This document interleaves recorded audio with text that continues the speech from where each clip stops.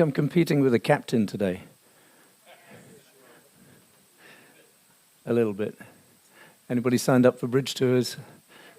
Feel free to make your way out. Oh, thank you. But I won't take it personally if you want to move away. And if you want to move away and you haven't booked a bridge tour, you can use that as an excuse.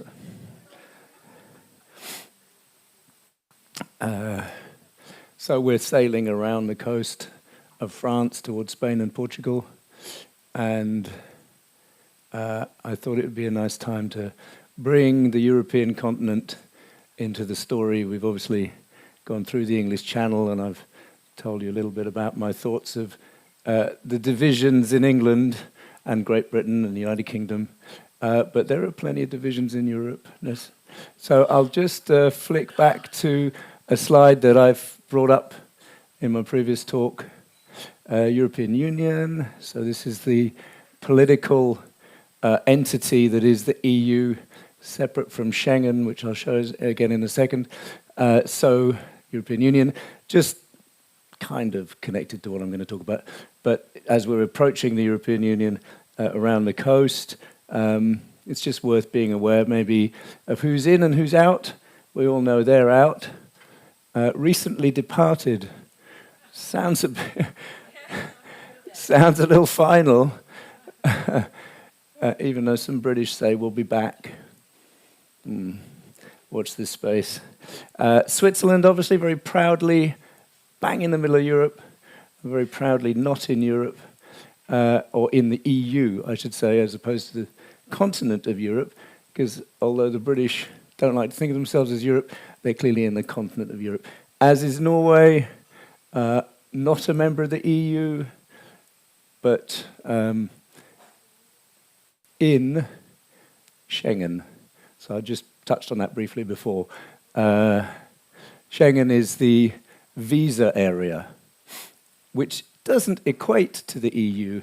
It's a visa area that is unified. And there are countries that are in the EU and not in Schengen. And there are countries that are in Schengen and not in the EU.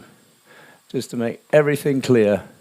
So, Switzerland is in Schengen. That means if you travel from wherever you happen to be in France, Spain, Portugal, into Switzerland, nobody checks your border, at the border, nobody checks your passport. You're in Schengen. You've entered, let's say, here in Vigo, where we're going, or Lisbon. You've entered Switzerland. No one's going to check your passport. There's no control on the roads or airports if you're coming in within Schengen. Same for Norway too. You can go to Oslo from Copenhagen. No one's going to check your passport because you will be filtered through a Schengen line and you're considered to be within the visa area. And that 3-month rule applies wherever you are within Schengen. Doesn't apply here, as we know. These are future possible Schengen areas, although Bulgaria and Romania, although Bulgaria and Romania and Croatia are in the EU, but not yet in Schengen. In Schengen? Okay, I stand corrected. My map is out of date. Thank you. So Bulgaria is now in Schengen. And Romania. Okay, don't believe a thing I say. Croatia is not. Croatia stands alone. Cyprus is not. That's considered future Schengen. Because it's the UK. They were absolutely part of Schengen before they Brexited. But they left the house, slammed the door, broke the furniture. Yeah, that's my interpretation anyway. And then you have this other oddity. Anybody know? Obviously, Kaliningrad, or Königsberg, as the Germans used to call it, a Russian enclave on the Baltic, which has a connection, a land corridor, so nothing to do with the EU. Anyway, that's getting a little bit off point, but thanks for the clarification on Bulgaria. This is a chart that I like to bring up because it's also related to autocracies and monarchies and what I'll be talking about with Napoleon. This is a great index, one of my favorite, the Press Freedom Index. Totally open to criticism, open to being picked apart. You can take issue with it however you like, but this is the Press Freedom Index. This is from 2022. There's a later one from last year, which I haven't uploaded yet. But if you're ever interested, it's just kind of, for me anyway, it's part of the reason we travel. I like to look at these indices, the democracy index, the GDP indices, in terms of the countries we're going to, or the countries you may not be going to. That's the bottom of the list. This is the top of the list. As ever, Norway is perfect, right? They never get anything wrong. Yeah, all the Scandinavians somehow doing it right. Denmark, Sweden, Estonia, Finland, Ireland, Portugal, where we're heading, come pretty high up the list for press freedom. Again, you can take issue with it as you choose. Spain, a little bit further down the list. France up here, and the Brits somehow, I might take issue with that, seem a little bit more confident about their press than the French. Anyway, all of that to say, obviously we consider some of these values as part of what we hold dear to us, democracy, press freedom, and so forth. And in terms of the countries we go to, we like to sometimes maybe consciously, subconsciously make comparisons with where we come from, normally in terms of our understanding of those cultures. So this you can see online. And this takes me on to someone who maybe was not the greatest Democrat, let's say, but someone who is still considered and revered in mainland France as a great hero, and that's really the point of my story today. Do we actually have, I haven't heard any French accents. Do we have any French in the room? Good. Thank you. Okay. So I'll start with a nice contentious quote. You Frenchmen, not content with having robbed us of everything we held dear, have also corrupted our character. The actual condition of my country and the impossibility of changing it is another reason for escaping from an earth where I am obliged to praise men from a sense of duty, whom I must hate from a sense of virtue. Now, that doesn't sound like a very happy guy. That is Napoleon. Apparently, according to Oscar Browning, who wrote those words. They were clearly not necessarily directly expressed by Napoleon. But who is he talking about? You Frenchmen. How is he talking about you Frenchmen? How is he so full of vitriol about a country that he now stands proudly as one of their heroes? Well, Napoleon Bonaparte, as I say, those words were written by Browning, and the source, as I mentioned, is a little dubious, but we're going to be talking about fact and myth and the reality of this man. So let's look at trying to debunk some of those myths, and some of them are quite fascinating, although some of them are also a little monstrous. So here's the first, let's say, debunkable myth.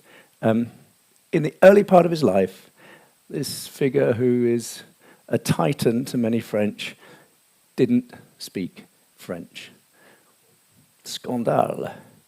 And the allegiances, which he's mentioning in that quote, if the quote is accurate, were not French, because he wasn't French. He supposedly refers to his country, and the country that he's referring to is Corsica, and not France, because at that point it didn't belong to France. So, Corsica, anybody ever been? Fascinating place, has its own interesting character. But Napoleon, when he was born into an island here in the Mediterranean, Sardinia, Corsica, France, and at that point, Corsica was part of Liguria, and it was run by the Genoese. So again, as I say, as though he was portrayed today and in many centuries before as a proudly patriotic 19th century French military leader, he really was most of his life an outsider. He was an immigrant. He was from across that Mediterranean Sea, and most of his life he found it hard to be accepted in what the French like to call the Hexagon, the mainland of France. And you can see Corsica down there. And Corsica still sits a little bit outside of that culture, but I'll come on to that. Anyway, the tension and the conflict between his loyalties to Corsica and what became career opportunities in France would be a struggle that ultimately wouldn't be resolved until very much later in his life, if maybe at all. But back to my main question, was Bonaparte, or was he even Bonaparte, a hero or a monster? And if the latter, why is he still revered by so many, particularly in France? In contrast, let's say, to later autocrats of the 20th century. That's kind of why I checked if there are any French in the room. So to many, he has been eclipsed, and to others, he has nothing to do with any of these characters. But considering his outsized influence on modern European history, he really is, to some extent, neglected in our modern minds until recently. Because, in a lovely ironic twist, this Englishman, I like that, from what the French are mentioned calls la perfide ambiance, the distrustful English, has just made a movie, of course, this blockbuster, all about this mythologized man. So I did ask if anybody's seen it. I think there was a few shows of hands. From an accuracy point of view, again, this whole story of who's real and who's the myth, Ridley Scott's movie is riddled with inaccuracies. I'm going to make a corny pun, but it's riddled with as many holes as the street signs on French-occupied Corsica. So you can see how much they love the French in Corsica still. The movie itself has unsurprisingly been shot down by French critics, and Ridley Scott has fired back with his own impression. So I talked a little bit in one of my previous talks about this issue of outlier islands. Diana went a couple of weeks back to Shetland. Obviously, we've all been to Scilly, and I mentioned the Channel Islands previously. So these little outlier islands, Corsica isn't that little though, are often surreal, and they live slightly outside the main culture. And that really defines, to some extent, Napoleon's own experience. Let's just look briefly at this wonderful island. It is very beautiful, as you can imagine. It's very rugged. Its people have also been described as rugged, let's say. Back in the mid-18th century, when it was a Ligurian Genoese colony, it was effectively a very poor feudal agrarian society, pretty tough, and ruled, as I say, by the Genoese, who built these pretty impenetrable forts along the coast. They built them along the coast because even they weren't too keen on going into the interior and meeting the Corsicans. The Scottish biographer Boswell describes Corsicans as a brave and free people, and he was particularly enamored by this guy, Pasquale Paoli, who self-styled himself the general of the nation. And it's possible that Napoleon, who was born on Corsica, saw this idea of the leader of the people as something that he wanted to follow. Maybe Paoli created the first seeds of his ambition, let's say. In 1764 anyway, Carlo Maria Bonaparte, not Bonaparte, or the Frenchified version of his name, who was a lawyer and a minor aristocrat. He marries an heiress at 14 years old, as was the case back then, Letizia Ramolino. None of these are very French names, but they become the parents of Napoleon, Napoleone, who was born in 1769 as their second son. It was a year after the Genoese had just done something quite important in terms of Corsican history. They had handed the French the entire island to settle their outstanding debts. And that seriously upsets the Corsicans, and particularly Pasquale, who restarts the whole nationalist fight. And the French arrive with their troops, and they have a different idea of how they're going to rule. Their occupation was brutal. Savage mobile columns burn the countryside, they slaughter the rebels, they hang them on public highways as a warning to anyone thinking of defying the French. And that history goes deep even today. Young Napoleon grew up around much of this bloodshed.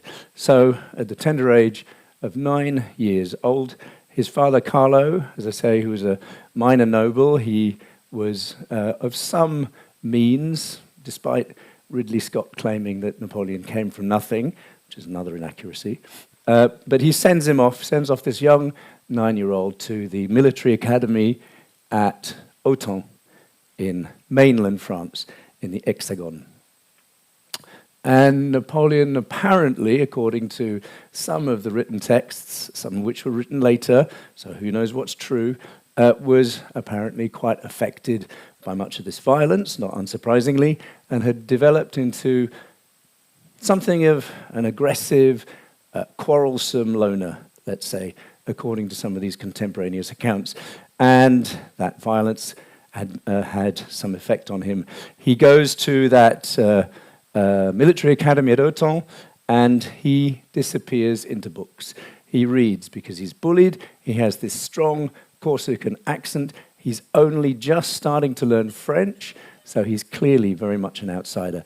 And he starts to read about the great emperors of history, particularly ancient history, including Caesar and Alexander. And he devours a long list of the classics, including Cicero, Suetonius, Tacitus, Erasmus, and Plutarch. So he does well at his school because he's studying hard. He's something of a loner, as I've said. He devours all these books, and in 1784, he's accepted at the École Militaire in Paris.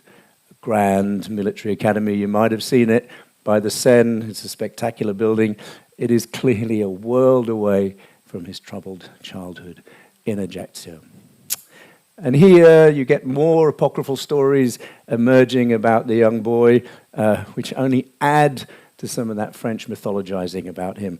Apparently, his innate leadership qualities led him to run a 2-week-long snowball fight with his buddies, where he's supposed to have organized them into regiments so they could charge each other over hilltops.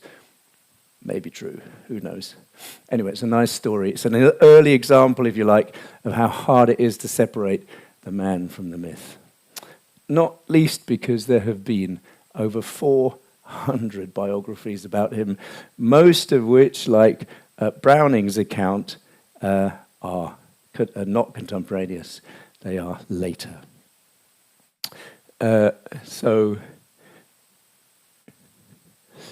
Yep, we've been there.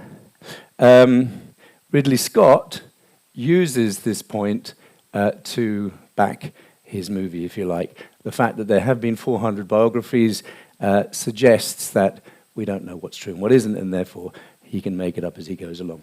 What we do know for certain, though, is that Napoleon proves to have an astonishing work drive, an incredible ethic in terms of his studies. He is especially keen on subjects like military strategy and maths. So in 1785, he's posted as second lieutenant to the prestigious La Fère regiment in southern France, in Valence. So now he's starting to face this tough choice. How does he square his new life as an ambitious, young, increasingly successful French military officer while supporting something that is still close to his heart? That's his nationalist cause in Corsica. And it's a choice, you may say, that applies to many first-generation immigrants. I'm a first-generation immigrant into France, although not, thankfully, out of some dire circumstances, but out of choice. I don't know, maybe Brexit was a dire circumstance, but I also have these choices to make, as maybe some of your families have too. Do you integrate? Do you choose to become more French?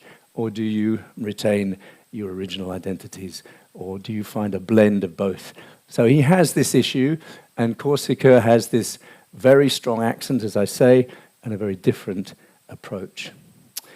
So he wisely, at this point, decides not to make that choice. He hedges his bets, and he uses his time to write essays on Corsica, not unnaturally, as well as a romantic novel, believe it or not, called Clisson and Eugénie, about a brave, young, dashing military hero and his beautiful young bride.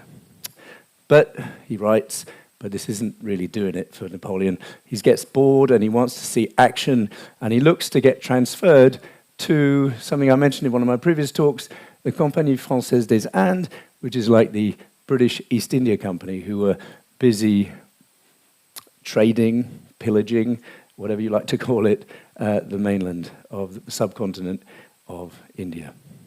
And we could certainly conclude that had he transferred to India, European history would have been very different. Instead, though, he decides for a moment to lean in towards those Mediterranean routes, towards his original identity. He heads back briefly to Ajaccio to get involved in the independence cause, and it is not a career move, as you could imagine. A French army officer notices his activities on Corsica. He's unimpressed. He writes to the War Ministry in Paris and demands that Napoleon is dismissed from the army. And had that happened, history would have been very different too.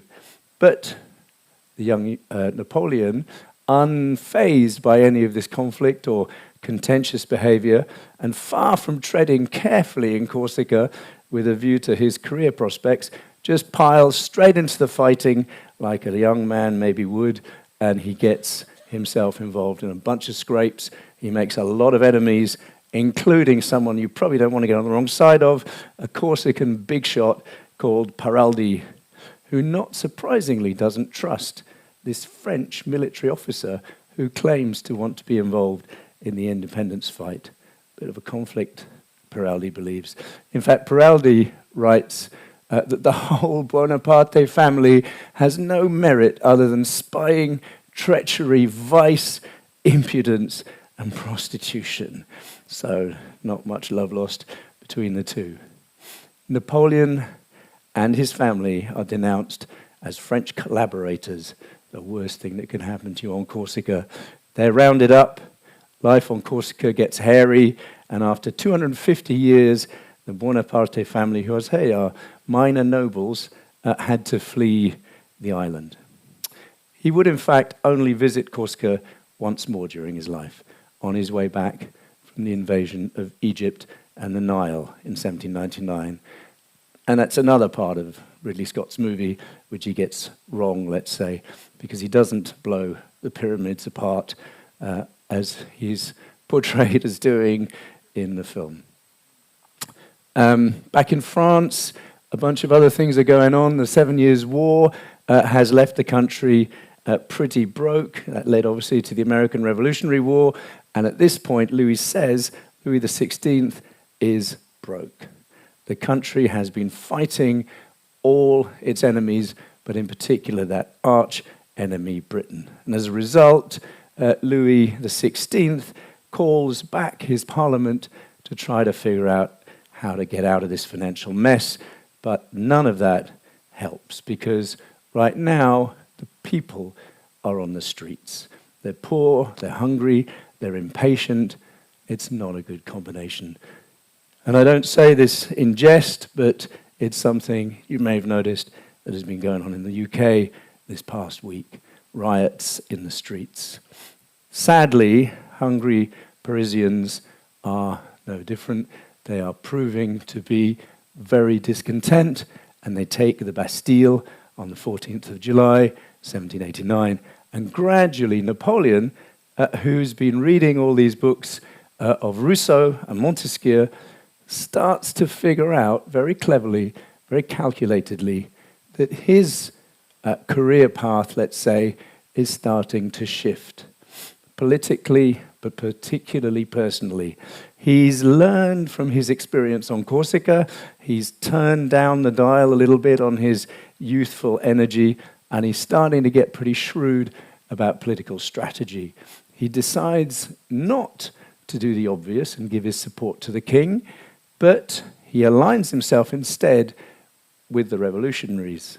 He sees their path as more likely to be successful. As always, he has other motives, mostly his own, because now he sees new doors opening up for him and his career. He's seen how the revolution has been clearing away many of the army's high command, and there is certainly now space in the hierarchy for an ambitious young military officer like him. And if he can prove his credentials to the revolutionaries and the new French Republican Army, there could be a scope for some rapid promotion, and that wouldn't have been possible a few years earlier. So now he persuades his superiors that revolutionary France needs to pursue its military campaigns. Not, and this is the important bit, I think, for us to understand him, he doesn't, maybe he does believe this, maybe he doesn't, but he certainly sells it as not just for the good of France, but for the good of Europe, maybe for the good of humanity. Because all those Rousseau tracts, the idea of spreading liberté, égalité, and fraternité around the world drives his sales pitch, you could say, to his superiors. In the summer of 72, he starts to flesh out these plans. He goes to Paris, but the revolution is hurtling towards chaos in what becomes known as La Terreur. The monarchy is finally crumbling, so he hedged his bets and then decided to jump on the right side of the fence, if you like, and Louis XVI has just fled the country, as I mentioned when we talked about de Gaulle and the 68 riots. So de Gaulle also fled the country, but Louis XVI, at this point, disappears towards the border with what was then the Austrian Netherlands, now Belgium, where we've come from. He, of course, is brought back to face trial. He's eventually guillotined, as we know, and life on the streets in Paris is going from bad to worse. On the 20th of June, the revolutionary mob descends on the Tuileries, all very pretty today, clearly not back then. They butcher what was known as the Swiss Guard, who were the defenders of the king, and they shout, "Vive la nation." They force their way into the palace. They get hold of the king before that moment when he's guillotined, and they make him wear something that is deeply humiliating. The red Phrygian cap of the revolution, the symbol of liberté. Now, Napoleon witnesses all of this, and he is strangely, you might think, disgusted by it all. He's disgusted to some extent by the mob, but he's also disgusted by what he thinks of as the king's weakness, his capitulation, if you like. And in his native Ligurian, which is still his mother tongue, he supposedly says, "Che coglione," what a jerk. So I believe that's the translation. He is disgusted by how weak and humiliated the king is. And all of this to try and explain his standpoint. Because Napoleon, it's all about strength. It's all about honor. It's all about order. He's no longer that young man beating people up on the streets of Ajaccio. He is now a French military general. So he's equally unimpressed by those rampaging revolutionaries. He is clearly becoming an authoritarian. You might even say more extreme than many of those revolutionaries. Perhaps, this is going to really upset any French among us, we could compare him with this guy.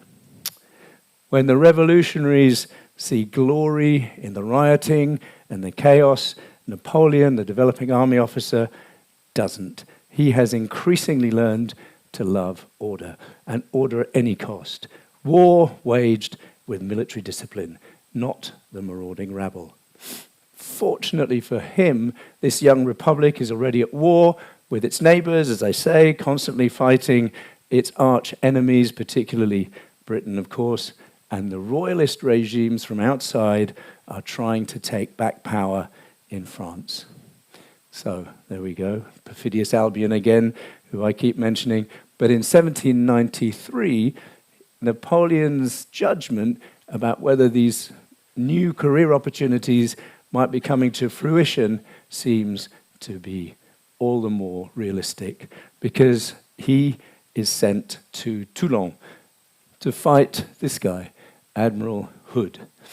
The French royalists have retaken the southern French port town of Toulon, and you may remember the opening sequence of the movie if you've seen it. That's where it supposedly takes place. So the British fleet, which is supporting all the royalist cause to retake France, has seized control of the naval dockyards at Toulon. And they are putting the revolutionary French Navy out of action. So the Convention, which is the revolutionary parliament at the time, decides to send this very young, new General Bonaparte to recapture the town of Toulon. He is only in his early 20s. His appointment at such a young age proves a very shrewd prediction on his part, and obviously he was right about these new opportunities coming to the fore. So now at Toulon, he distinguishes himself admirably. He commandeers vast quantities of artillery from every corner of France, and he concentrates immense firepower on the heights above the harbour, and his strategy works brilliantly. He's done all his studies, he knows what to do. By December 1793, the harbour is a massive explosions. Admiral Hood's Royal Navy has no choice but to retreat, and it is the perfect backdrop for a Ridley Scott movie. Later, Napoleon, maybe not this one, will recall how the flames and the smoke from the exploding arsenal of the British resembled a volcanic eruption, maybe an Italian one, or maybe a Ligurian one, but certainly one that thrilled him, and he starts to get this taste for war and the excitement of it all. 13 Royal Navy vessels are blazing in the harbour, and he also captures a British commander called O'Hara. Does that ring any bells? The same British commander who surrendered on behalf of Cornwallis at Yorktown, which makes O'Hara the only British officer to have the dubious distinction of having personally surrendered to Washington and Napoleon. So, medal for him. During the Battle of Toulon, Napoleon is handily wounded in the leg, only a flesh wound, but it does nothing to not enhance his own mythology, and he is now firmly recognized as the architect of the Toulon victory. And his defeat of O'Hara and Hood is a massive boost to his reputation. So he's now promoted to Brigadier General at 24 years old. This upstart young officer is getting a real taste for power at an early age. And as I say, this thrill of war. And back in Paris, the counter-revolutionaries, the royalists, are now also starting to take power. So this counter-revolutionary royalist resurgence is not going away, and the revolutionaries need to do something about it. The royalists create something called the Thermidor, the coup Thermidor in Paris. Revolutionaries now start getting arrested, so even though they fought them back at Toulon, they're starting to gain ground in Paris.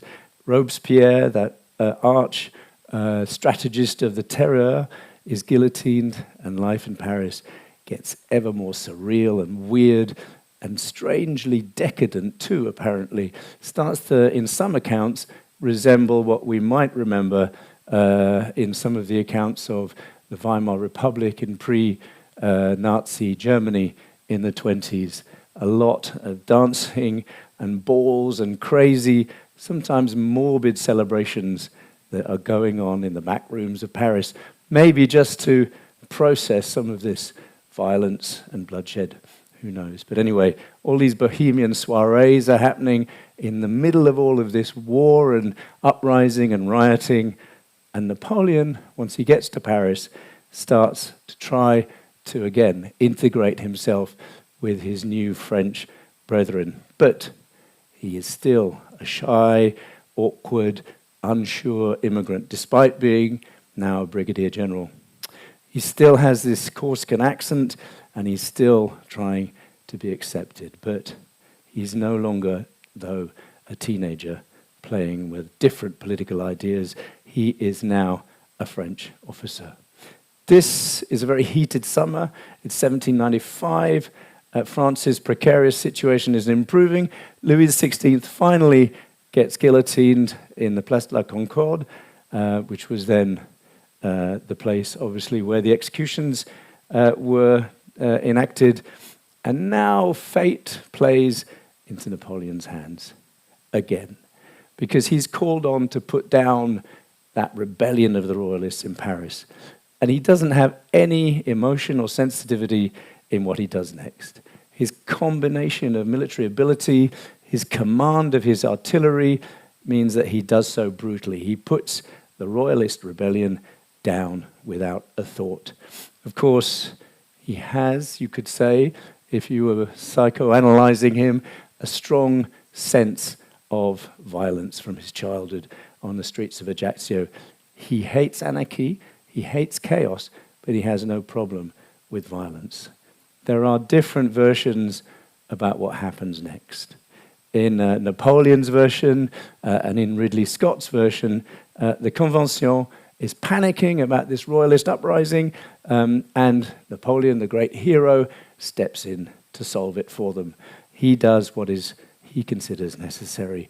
And maybe de Gaulle, as I mentioned, many decades later, draws also on this myth, this story of not allowing the rabble, let's say, to get the upper hand in those student riots that I talked about in May 68.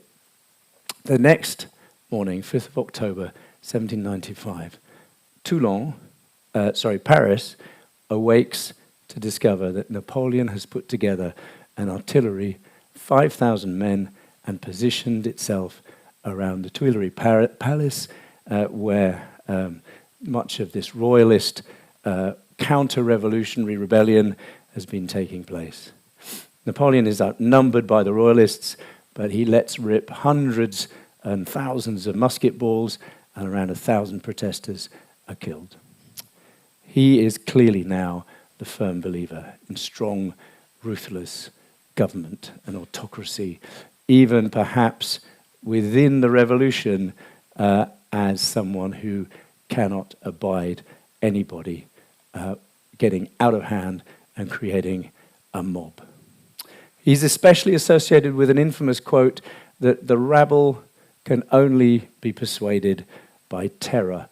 And I guess you could actually make a connection with current French politics in that sense, because that sense that the state will not put up with any kind of disruption on the streets, that it will go in hard, is deeply entrenched, I would think, in French politics today. It was, to some extent, that's a terrible slide, but it was to some extent repeated by President Sarkozy a few years back. This idea in French of la racaille, the scum, which it's translated as, was something that he used when there was a riot on the streets of Paris, and the backlash, as you can imagine, was pretty intense. He said, basically, if you want to get rid of the scum, I'll do it for you. That was one of his quotes. And racaille is deeply embedded in those French sensitivities, that we have freedom of expression and we can protest without violent response by the state. So as I say, those things are deeply sensitive issues in France, but Napoleon has understood, let's say, the power of terror.